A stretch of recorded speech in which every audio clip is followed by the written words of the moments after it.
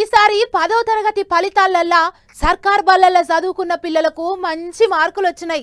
కొన్ని ఊళ్ళల్లా ఎక్కువ మార్కులు తెచ్చుకున్న సర్కార్ బడి పొల్లగండ్లను బండెక్కిచ్చి ఊరేగిచ్చిండ్రు, సంబరాలు చేసిండ్రు.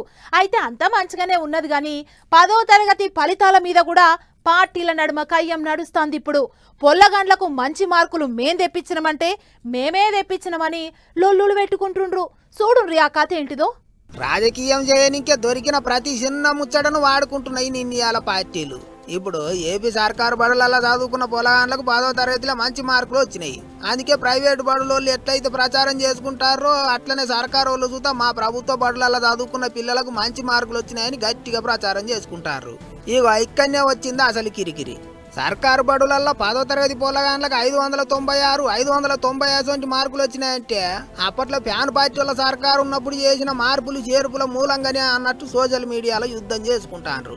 పాత సర్కారు వాళ్ళు ఉన్నప్పుడు నాడు నేడు పెట్టి అన్ని సవలతులు చేసిండ్రని, ఇంగ్లీష్ మీడియం చదువులతోని ఎగిరబెట్టిండ్రని, అట్లా తెలివితేటలు పెంచుకున్న పొలగాండ్లు ఇప్పుడు 10వ తరగతి పరీక్షలలో ఘనమైన మార్కులు తెచ్చుకున్నారు అన్నట్టు మాట్లాడుతుండ్రు పంక పార్టీ వాళ్ళు. ఇంకో దిక్కు కూటమి సర్కారు ఏం చేసినా చూసి ఓరుత్తలేరు.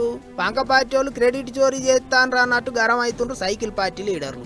కూటమి సర్కారు వచ్చినాక ఈ 18 నెలల చేసిన మార్పులతోనే పిల్లలు బాగా చదువుతాన్రని, మంచి మార్కులు తెచ్చుకుంటాన్రని, సర్కారు బడులు ముంగట పడుతున్నాయని చెప్తుండ్రు.